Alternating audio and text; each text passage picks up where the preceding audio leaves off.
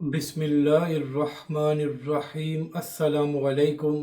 तो नाज़रीन का मामला ये है कि तकरीबन एक साल पहले बैरिस्टर उस्मान खिज़र मांगट ने यह ऐलान किया कि आज के बाद मेरा तहरीक लब्बैक की सियासत से कोई ताल्लुक़ नहीं है। लेकिन जब उसने देखा कि किसी ने भी इसको मुंह नहीं लगाया और ना ही तहरीक लब्बैक पाकिस्तान के कारकुनों की जानब से कोई रिएक्शन आया है कि हमारा लीडर क्यों चला गया है, तो इसको ये बात मालूम हो गई कि इसकी सारी सियासी औकात तहरीक लब्बैक पाकिस्तान और हाफिज साद रिजवी की वजह से है और लोग इसी वजह से इसको सियासत में जानते हैं। तो फिर बैरिस्टर साहब ने खुद ही ये ऐलान किया कि वो कभी भी बाबा जी के बच्चों का साथ नहीं छोड़ेंगे और वो हाफिज साद रिजवी और उनके कायदीन के साथ खड़े रहेंगे। बैरिस्टर साहब की जानब से यह भी कहा गया कि वो एक कारकुन के तौर पर हमेशा ही तहरीक लब्बैक के लिए काम करते रहेंगे और उसके बाद उन्होंने बाबा जी के मज़ार पर भी हाज़िरी दी और हाफिज साद रिजवी से भी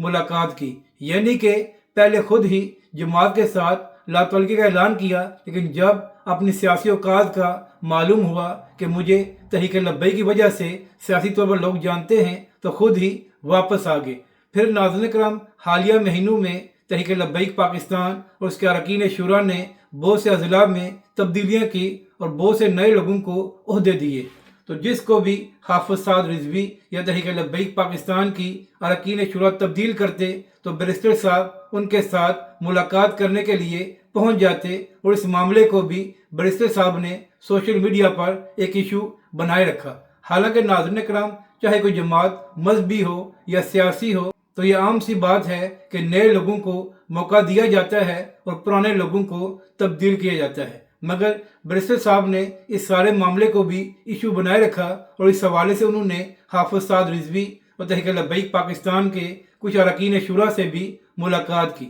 फिर नाज़रीन करम 10 अक्टूबर से तकरीबन 12-13 दिन पहले तहरीक लब्बैक के अमीर हाफिज साद रिजवी ने यह ऐलान किया कि 10 अक्टूबर को तहरीक लब्बैक पाकिस्तान फैज़ाबाद से अमेरिकन एम्बेसी तक एक पुरअमन लॉन्ग मार्च करेगी। तो नाज़रीन करम, इन 10-12 दिनों में बैरिस्टर साहब ने पूरी तरह तहरीक लब्बैक पाकिस्तान और उसके लॉन्ग मार्च के ऐलान की हमायत की और सोशल मीडिया पर इस हवाले से बात भी करते रहे। फिर जब तहरीक लब्बैक पाकिस्तान का लॉन्ग मार्च लाहौर से शुरू हुआ और मुल्के पहुंच गया, तो इस दौरान भी बैरिस्टर साहब मुकम्मल तौर पर तहरीक लब्बैक पाकिस्तान के लॉन्ग मार्च की हमायत कर रहे थे। उन्होंने कहीं भी तहरीक लब्बैक या हाफिज साद रिजवी पर तनकीद नहीं की कि उन्होंने इस वक्त लॉन्ग मार्च का ऐलान क्यों किया है। यहाँ तक कि जब मुल्के में तहरीक लब्बैक के खिलाफ ऑपरेशन किया गया, तो उस वक्त तक भी बैरिस्टर साहब तहरीक लब्बैक और उसके लॉन्ग मार्च की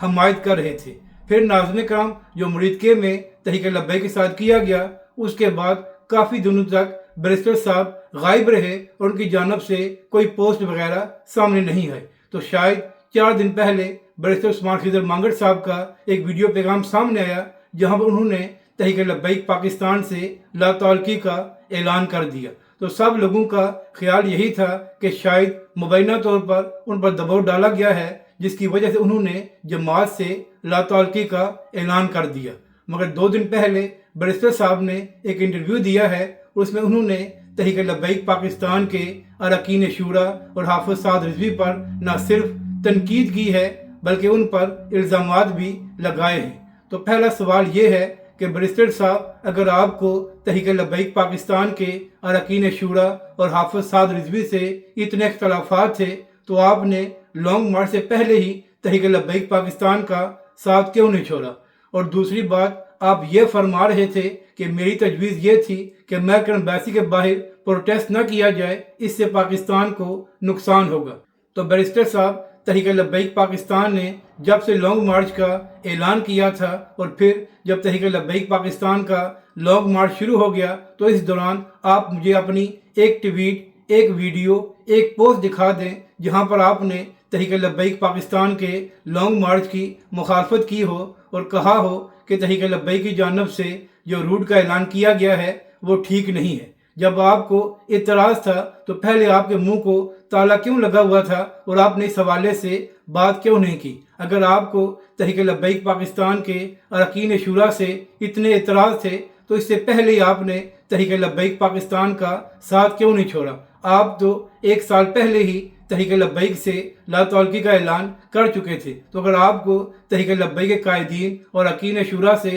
اتنے اختلافات تھے تو آپ واپس کیوں آئے اور آپ حافظ سعد رضوی اور تحریک لبیک پاکستان کی اراکین شورا سے کیوں ملاقات کرتے رہے؟ اگر آپ یہ کہہ رہے ہیں کہ تحریک لبیک پاکستان اور حافظ سعد رضوی کو امریکن ایمبیسی کے باہر پروٹیسٹ کرنے کا اعلان نہیں کرنا چاہیے تھا اور یہ فیصلہ غلط تھا، تو آپ نے اس فیصلے کی مخالفت کیوں نہیں کی اور آپ نے اس حوالے سے تحریک لبیک پاکستان پر پہلے تنقید کیوں نہیں کی؟ آپ کو ثانیہ مریدکے کے 10-12 دن بعد ہی کیوں یاد آیا کہ تحریک لبیک پاکستان کا یہ فیصلہ غلط تھا؟ یعنی کہ ناظرین کرام، بیرسٹر عثمان خضر مانگٹ نے جو تحریک لبیک پاکستان کے اراکین شورا پر الزام لگائے ہیں یا جس طرح وہ تحریک لبیک کے قائدین پر تنقید کر رہے تھے، تو لگ ایسے رہا تھا کہ جیسے عظمیٰ بخاری صاحبہ پریس کانفرنس کر رہی ہیں اور وہ نون لیگی حکومت کا موقف پیش کر رہی ہیں، یعنی کہ جو الزامات نون لیگی حکومت تحریک لبیک پاکستان اور اس کے قائدین پر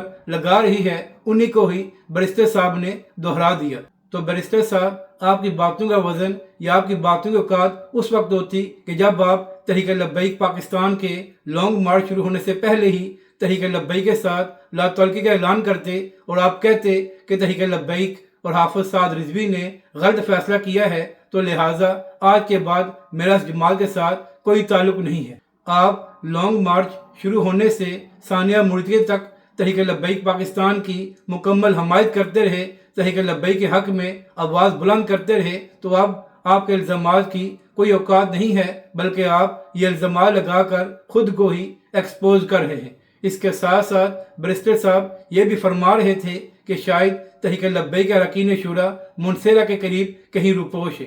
تو بیرسٹر صاحب کچھ خدا کا خوف کریں، سب جانتے ہیں کہ اس وقت تحریک لبیک کے قائدین اور حافظ سعد رضوی کہاں پر ہیں، یہاں تک کہ ابصار عالم جیسے صحافی بھی یہ دعویٰ کر چکے ہیں کہ ان کے ذرائع یہ کہہ رہے ہیں کہ حافظ سعد رضوی اور ان کے بھائی تحویل میں ہیں۔ اور دوسری بات یہ ہے کہ بیرسٹر صاحب، آپ نے اس پر کیوں بات نہیں کی کہ جب حافظ سعد رضوی آخری وقت تک یہ کہہ رہے تھے کہ ہم مذاکرات کرنے کو تیار ہیں، تو پھر حکومت کی جانب سے آپریشن کیوں کیا گیا؟ یعنی کہ ناظرین کرام، ایک ایسا شخص جو تحریک لبیک پاکستان کے لانگ مارچ کی مکمل حمایت کر رہا تھا، تحریک لبیک اور حافظ سعد رضوی کو ڈیفینڈ کر رہا تھا، آج ثانیہ مریدکے کے 15-17 دن بعد اس کو یاد آئی ہے کہ تحریک لبیک کے قائدین اور حافظ سعد رضوی غلط تھے اور ان کی جانب سے غلط فیصلہ کیا گیا۔ تو بیرسٹر صاحب، آپ کے الزامات سے تحریک لبیک یا حافظ سعد رضوی کو کوئی فرق نہیں پڑے گا، بلکہ آپ نے خود کو ایکسپوز کیا ہے اور آپ کا اصل چہرہ تحریک لبیک پاکستان کے کارکنوں کے سامنے آ گیا ہے۔ تو لہٰذا آپ کے الزامات سے کوئی فرق نہیں پڑتا۔ ایسے لگ رہا تھا کہ جیسے پنجاب حکومت کا نمائندہ تحریک لبیک کے خلاف الزامات لگا رہا ہے، یا جیسے عظمیٰ بخاری صاحبہ پریس کانفرنس کر کے تحریک لبیک کے حوالے سے بات کر رہی ہیں۔ تو لہٰذا اگر آپ نے حکومتی موقف کو دہرا دیا ہے تو اس سے تحریک لبیک یا حافظ سعد رضوی کو نقصان نہیں ہوا، بلکہ اس سے تحریک لبیک اور حافظ سعد رضوی کو فائدہ ہوا ہے اور سب کو معلوم ہو گیا ہے کہ آپ کہاں سے بول رہے ہیں۔ اگر آپ کو یہ ویڈیو اچھی لگے تو اسے لائک اور شیئر ضرور کریں اور کمنٹس کے ذریعے اپنی رائے کا بھی اظہار کریں۔